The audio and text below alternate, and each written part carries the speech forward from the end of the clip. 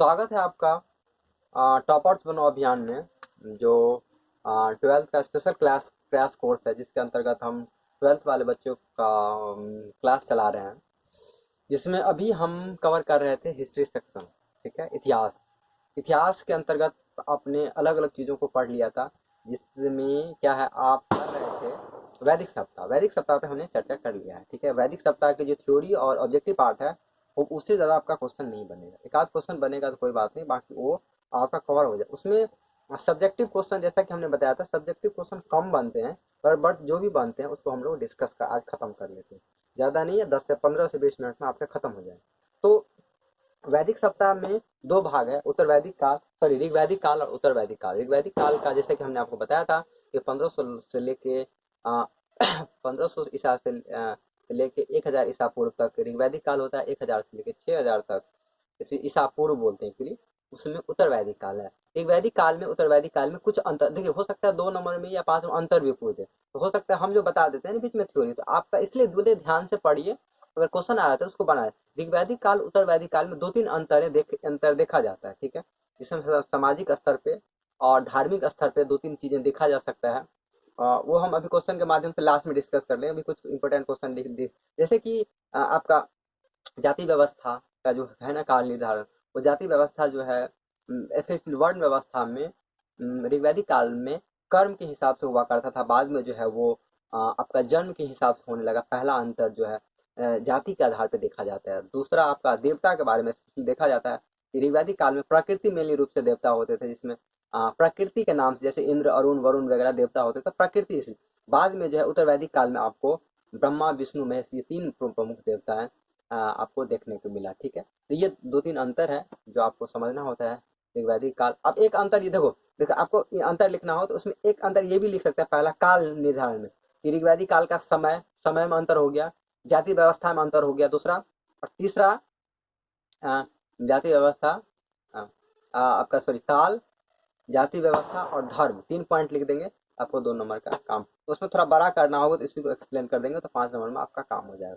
चलिए, तो ये 2-3 बातें हैं जो आपको, इसके अलावा कुछ ऑब्जेक्टिव्स हमने आपको महाभारत के बारे में वो चर्चा कर दिया था, जिसमें पूरा आपको फैमिली चार्ट हमने बता दिया था। फैमिली चार्ट मतलब जो क्रू वंशज होते थे, जिसमें भरत वंशज थे, फिर राजा शांतनु से जो कहानी शुरू होता है आपका पांडव तक, पांडव में जो है ये कहानी पूरा क्रम जुड़ा हुआ। तो भरत वंशज में इस तरह से होते हैं, कौरव पांडवों के बीच भीषण युद्ध होता है, जिसमें महाभारत में सारा चीज वर्णन किया गया।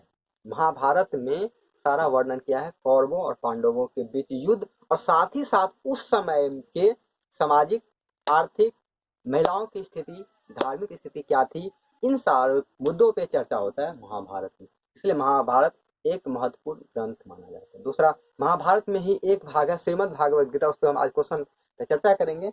तो ये दोनों क्वेश्चन आते हैं 2-2 नंबर में। महाभारत क्या है, श्रीमद् भागवत उसी का एक भाग है, उस पर चर्चा करेंगे। वर्ण व्यवस्था क्या है, उस पर चर्चा करेंगे। विवाह कितने प्रकार के होते हैं, इस पर चर्चा करेंगे। आश्रम व्यवस्था क्या था और देवताओं का क्या स्थिति था, उस पर सारे मुद्दा पर। उसी में पहला क्वेश्चन, और हम लोग किससे पढ़ रहे हैं, हम लोग पढ़ रहे हैं इसी मनोरमा गेस्ट पर। ठीक है, बट आप पढ़ेंगे कितना भी कर लेंगे ना, तो आपको समझ में नहीं आएगा, आपको पता नहीं चलेगा इस आंसर को लिखे कैसे। इसीलिए किसी न किसी, लास्ट टाइम है तो किसी न किसी आप शिक्षक का, आपके आसपास जो शिक्षक हो, जो सीनियर हो, उनसे आप थोड़ा गाइडेंस लीजिए, आपका काम आसान हो जाएगा और आपका नंबर भी ज़्यादा होगा। अगर आप मोबाइल के माध्यम से पढ़ते तो निश्चिंत होकर मेरा क्लासेस आप कीजिए, और आप कुछ 10-15-20 क्लासेस करेंगे ना, तो एटलीस्ट आप लिखने का पैटर्न सीख लेंगे, तो आप दूसरे सब्जेक्ट में भी अप्लाई कर सकते हैं। हालांकि हम पूरे क्लासेस को कवर कर देंगे, हमारी कोशिश होती है कि हम क्लासेस को लें, लेकिन कुछ टेक्निकल कारण होते हैं, कुछ काम हो जाते हैं। और हमारा ऑफलाइन भी बैच चलता है, कंपटीशन वाला भी बैच हमने स्टार्ट कर दिया है, कुछ ऑफलाइन बैच भी है BA पार्टी, इससे थोड़ी सी दिक्कत हो जाती है। और तीसरा गलती आप लोग करते हैं, आप लोग इंगेजमेंट कम दिखाते हैं, तो थोड़ा सा मोटिवेशन कम हो जाता है। आप लोग इंगेजमेंट दिखाएंगे, आपको इंगेजमेंट दिखाएंगे आप, तो उसमें क्या होता है, ज़्यादा चीज़ें जल्दी जल्दी लेने का क्लास, वैसे पता चलता ही नहीं आप लोग क्लास कर रहे हैं या नहीं रहे, ये सब दिक्कतें होती। फिर भी हम अपने तरफ से एफर्ट डालें, जितना मुझे समय मिल रहा है आपका क्लासेस लोड होंगे। और उसमें specially history, geography, political science, जो मेन सब्जेक्ट है ना, ये 4-5 जो है दिसंबर एंड तक या हार्डली 15 जनवरी तक सारे खत्म हो जाएंगे। और लास्ट में आपको इसका इंपॉर्टेंट क्वेश्चन भी मिलेगा। लेकिन पहला देखो, चूंकि हमने टॉपर बनो अभियान क्रैश कोर्स का नाम रखा है, तो पहला हमारा क्या काम है, अच्छे से चैप्टर को पढ़ा देना, और लास्ट में उन बच्चों के लिए जो वीक है, कमजोर है, उसके लिए हम स्पेशल क्वेश्चन भी निकालेंगे, गेस क्वेश्चन। तो ठीक है, तो वो लेकिन लास्ट का काम, अभी आपको समय है तो आपको पढ़ना पड़ेगा। ये भी शॉर्टकट का काम नहीं चलेगा। अभी समय है आपका नवंबर आधा, दिसंबर और जनवरी, तो 2.5 महीने में आप टॉपर बन सकते हैं। ठीक है, मेरे तरीके से अगर पढ़, चलिए अब शुरुआत करते हैं। हमने आपको कहा था कि कुरुवंश, देखिए क्या है ना, एक चीज कहानी ये है कि महाभारत की जो कहानियां हैं ये शुरू होता है भरत वंश, ठीक है ना। एक्चुअली भरत में भी कुरु वंश, ठीक है ना, भरत से कहानी शुरू होता है मोटा मोटी। ये कुरु, कुरु एक्चुअली वंशज थे, इनके वंशज थे कुरु। तो ये भी आर्यन थे, आर्यन, इसका कहानी हमने आपको वैदिक काल में बताया है कि आर्यन बाहर से आए और यहाँ पे रहना शुरू कर दिए, फिर यहाँ युद्ध हुआ, फिर धीरे धीरे ये लोग रहने लगे। उसमें भरत, भरत के बाद राजा शांतनु हुआ, शांतनु, शांतनु हुआ, और शांतनु के बाद फिर उसका अलग अलग बेटा, उसकी वाइफ होती है गंगा, सत्यवती, गंगा से पुत्र भीष्म, जैसे इसमें पूछा भी ऑब्जेक्टिव, गंगा से पुत्र भीष्म पितामह हुआ। इसके बाद सत्यवती हुई, सत्यवती के दो लड़का हुए, चित्रवीर, विचित्रवीर। उसमें चित्रवीर का जल्दी से डेथ हो जाता है। इसके बाद विचित्रवीर का आपका शादी हो जाता है अंबिका और अंबालिका से। अंबा को भी ले आता है भीष्म पितामह, लेकिन वो शादी करने से मना कर देती है, ये हमने आपको सारा कहानी बताया है।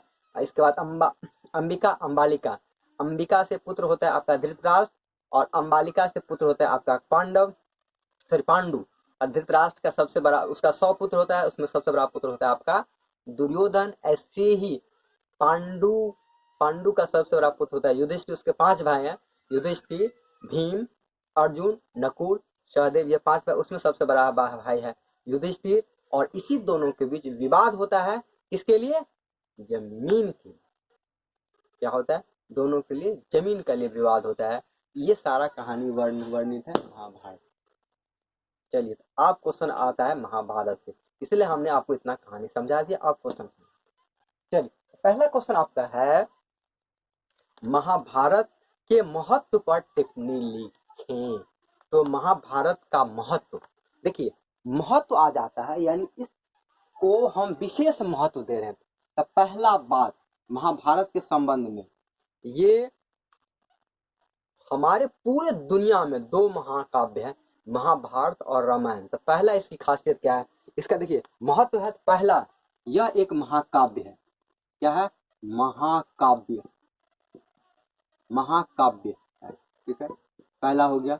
आप पॉइंट बना के याद रख लीजिए, ये है महाकाव्य है, ठीक है, पहला महाकाव्य हुआ।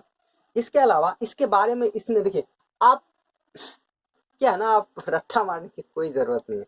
आप इस तरीके से 2-4 पॉइंट आप आराम से जो है 4 पॉइंट बना के आप ऐसे भी लिखेंगे ना, तो 2 नंबर में आपको आराम से जो नंबर मिलेंगे, महाकाव्य है। दूसरा बात कि इसमें क्या स्पेशली दिया है, तो पांडवों और कौरवों का संघर्ष। इसमें क्या है, कौरवों और पांडवों का, कौरवों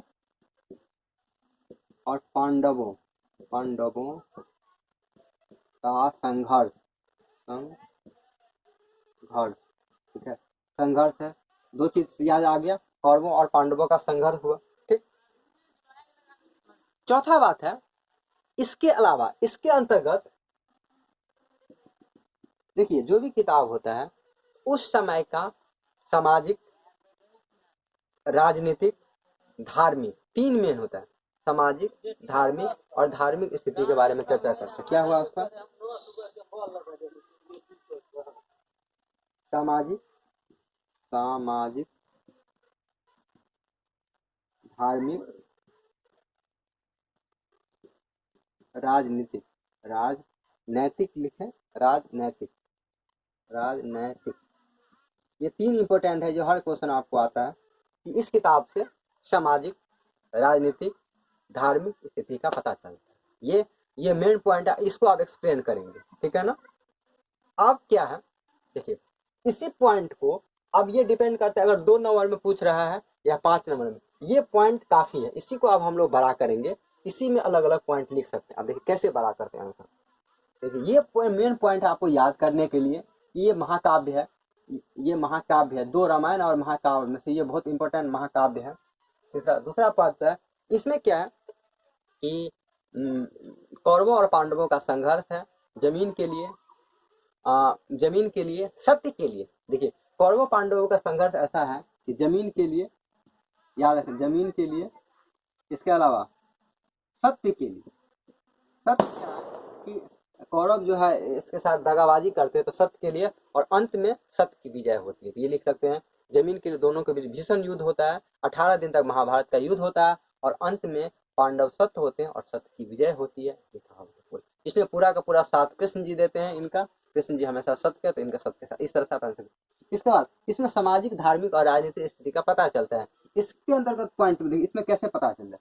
तो सामाजिक स्थिति में कि देखिए, आज भी जमीन के लिए विवाद होता है, उस समय में जमीन के लिए विवाद होता था उस, तो ये स्थिति के बारे में वर्णन। दूसरा, सामाजिक स्थिति में जो सबसे बड़ा वर्णन करता है उस टाइम में जो महिलाओं की जो स्थिति थी उसके बारे में आप द्रौपदी के माध्यम से बता सकते हैं कि सामाजिक स्थिति उस टाइम में भी अच्छी नहीं थी। आज भी स्थिति थोड़ी वीक है, कमजोर है। उस टाइम में भी सामाजिक स्थिति और भी खराब थी कि द्रौपदी जैसे रानी को आपको सभा में लाया जाता है, फिर उसके वस्त्र को निकालने का प्रयास किया जाता है। तो सामाजिक स्थिति अच्छी नहीं थी, महिलाएं कमजोर थी। तो ये एक पॉइंट है। तो सामाजिक स्थिति में आप सबसे बड़ा स्थिति जो है महिलाओं के बारे में देखा जाता है। महिलाओं, तो महिलाओं जो है कमजोर थी, पहला पॉइंट। दूसरा पॉइंट इसके अंतर्गत आएगा कि महिलाएं का कोई विशेष स्थान नहीं था, ठीक है। इसीलिए जो है ना, आपको द्रौपदी का कहानी सभा में बुला के जो है उसका कपड़ा उतारने का प्रयास किया जाता है। पर दूसरा बात है, इसके पीछे कारण ये है कि महिलाएं जो है कमाती नहीं थी, उनके पास सत्ता में कोई भागीदारी नहीं था। ये सब पॉइंट आप जोड़ सकते हैं, क्योंकि देखिए पैसा कमाएगी नहीं महिला, वो उसके पास ये घरों के काम में व्यस्त होती, तो उनको सत्ता में कोई बोलने का या इस तरह से कोई अधिकार नहीं है। ये 2 4 5 पॉइंट है, ठीक है। तो इसका धार्मिक स्थिति में उस टाइम में भी यज्ञ हवन इत्यादि चीजें होती थी, पूजा पाठ होता था समृद्धि के लिए, राज के वृद्धि के लिए, इन तरह के यज्ञ वगैरह पूजा होता था, भगवान का अनुष्ठान किया जाता था। अलग अलग आपने देखा होगा कि अलग अलग भगवान जो है अलग अलग भगवानों का आपका याद करते थे, उनकी स्तुति करते, उनकी पूजा करते थे, और ताकि जो है आप उसका राज फैले। राजनीतिक स्थिति में क्या थी, राजनीतिक स्थिति में लिख सकते हैं राजतंत्र था। क्या था राजनीतिक स्थिति में? राजतंत्र। राजतंत्र था मैंने राजाओं का शासन था, जिसमें स्पेशली राजा का बेटा ही, राजा का पुत्र, उसमें भी ज्येष्ठ और योग्य पुत्र ही राज का शासन कर सकता है। देखो 5 नंबर का आप लिखने का तरीका, ठीक है। तो ये है, इस तरीके से आप इस आंसर को बांट सकते हैं, ठीक है। इसके अंतर्गत क्या लिखा हुआ है, बाकी आप इसमें बाकी महाकाव्य है, ये सब है, आप छांट के लिखेंगे, लेकिन इस तरह से 3 पॉइंट के अंतर्गत आप बना सकते हैं, आपका आंसर हो जाएगा। चलिए, आपका नेक्स्ट क्वेश्चन है कि श्रीमद् भागवत गीता। तो पहला, श्रीमद् भागवत गीता के बारे में टिप्पणी लिखना है। तो ये बिल्कुल सिंपल सा, पहला बात, श्रीमद् भागवत गीता के बारे में आप क्या बात है ना, आपकी सबसे बड़ी दिक्कत है आप जानते ही नहीं है श्रीमद् भागवत गीता के बारे में, महाभारत, तो इसलिए आप आंसर नहीं लिख पाते। दूसरी बात है, आप लोगों की हिंदी बहुत कमजोर होती है। आप लोग क्या होता है ना कि प्रैक्टिस करते नहीं है, पढ़ते नहीं है, फिर चाहते हैं आप अच्छा नंबर हो जाए, ऐसा तो हो नहीं सकता है। तो इसलिए क्या करें, आप अभी भी प्रैक्टिस करें, कुछ दिन देख के ही लिखने का प्रयास करिए, और छांट के पॉइंट बनाने की कोशिश कीजिए। वो हम आपको पॉइंट बना कर दे रहे हैं, उसी को आपको बना के लिखना है। पहला बात, श्रीमद् भागवत गीता में क्या है, तो 2 3 बातें समझ लीजिए। श्रीमद् भागवत गीता एक महाभारत का ही अंश, पहला बात कि एक महाभारत का ही अंश है। दूसरा बात,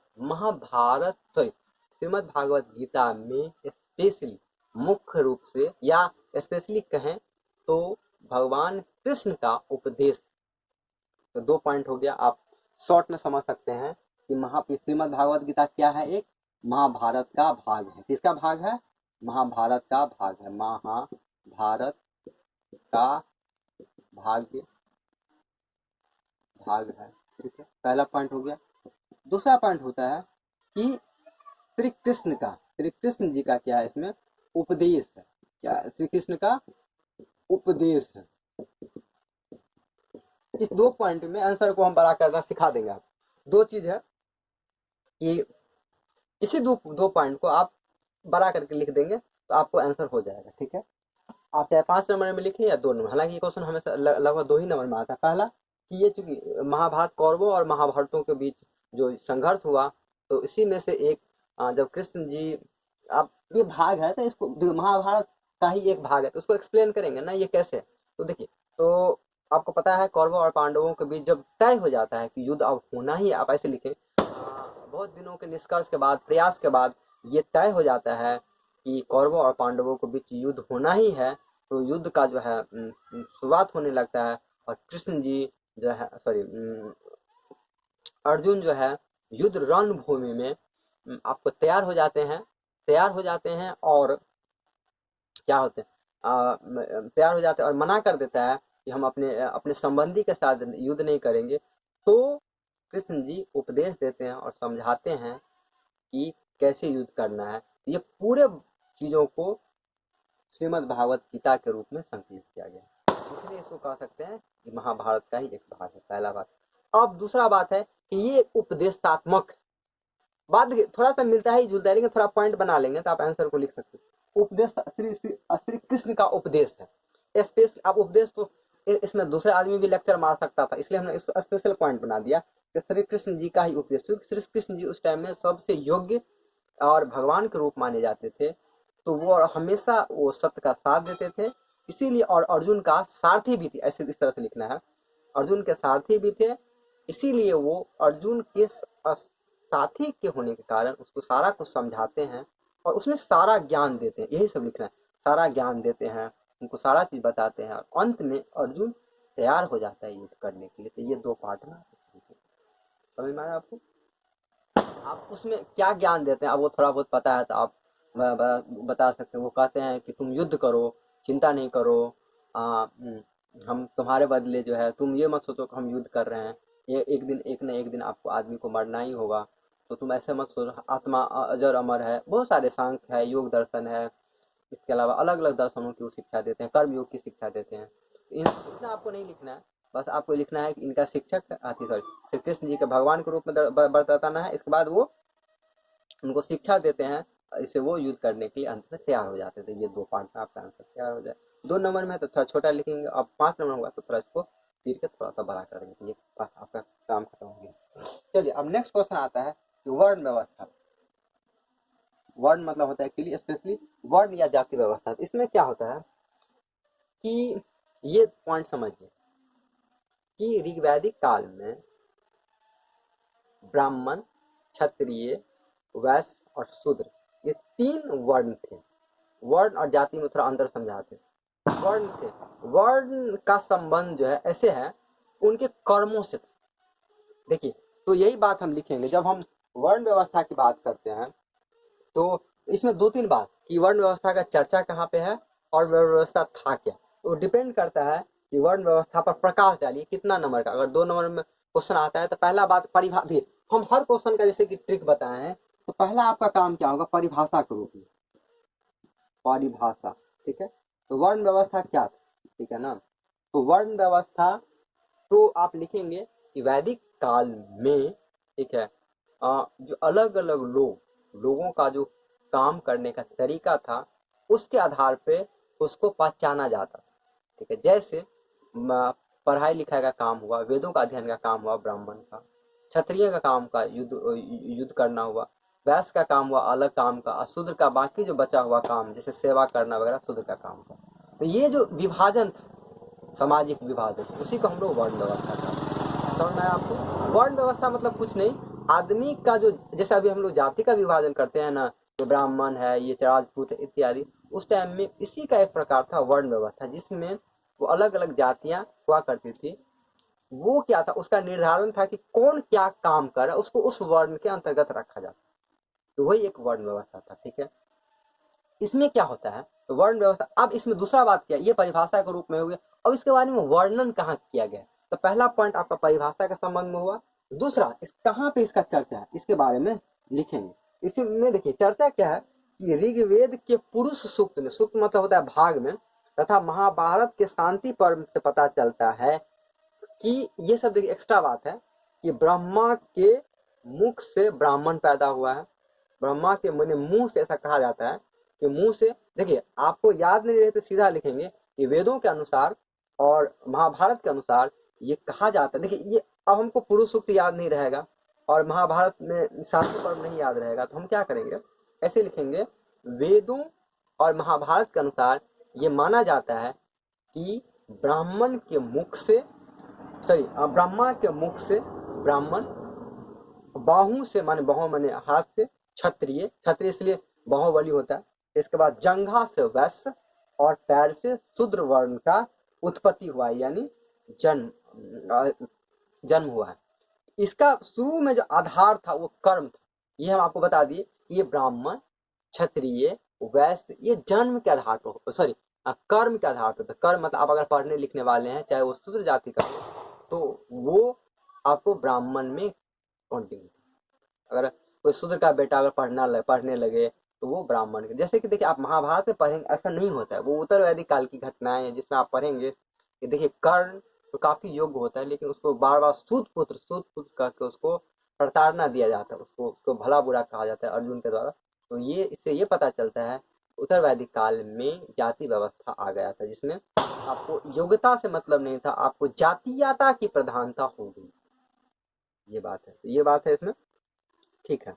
तो ये बात है। और दूसरा बात, तो ये हमने आपको बता दिया कि वर्ण व्यवस्था आप ऐसे लिखेंगे। दूसरा बात है इसका कहाँ से चर्चा आता है, तो पहला पॉइंट परिभाषा, दूसरा कि आपको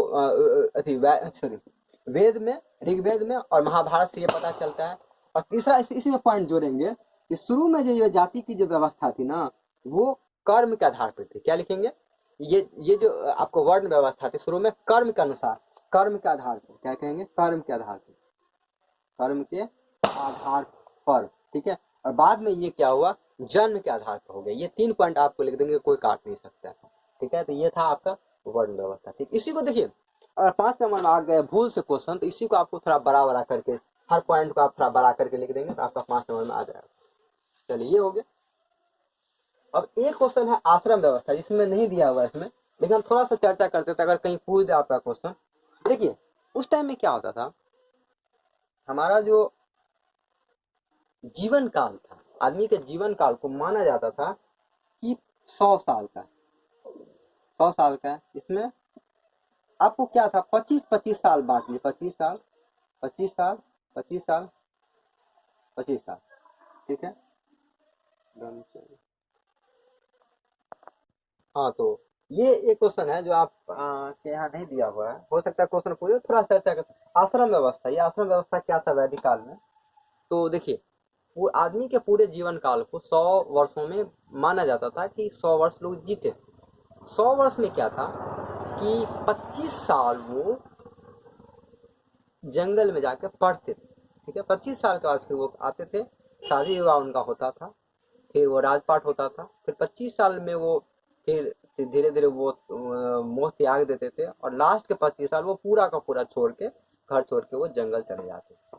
इसका एक स्पेशल नाम है, पहला ब्रह्मचर्य आश्रम, ब्रह्मचर्य, जिसमें क्या होता था, वो छोड़ के आपको चले जाते थे और स्पेशली ब्रह्मचर्य नियम का पालन करते थे और जंगल में रहते थे और अध्ययन करते थे।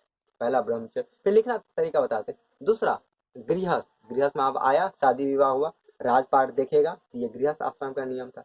तीसरा नियम क्या था, वानप्रस्थ। वानप्रस्थ में क्या होता है, वान मतलब अब क्या होता है, वो जंगल की तरफ, मैंने आपको राजपाट का थोड़ा मोह को त्यागना का प्रयास करना पड़ेगा और आपको जंगल की तरफ रुख करना पड़ेगा। ये था वानप्रस्थ आश्रम। और लास्ट में आपका होता है संन्यास। अब पूरी आप मोह छोड़ दीजिए और जंगल में लास्ट का समय व्यतीत कीजिए, जिसमें बच्चों को आप शिक्षा दीजिए और आप जो है वही रहिए। तो ये था 4 नियम, इसमें ब्रह्मचर्य आश्रम, गृहस्थ आश्रम, वानप्रस्थ आश्रम और संन्यास।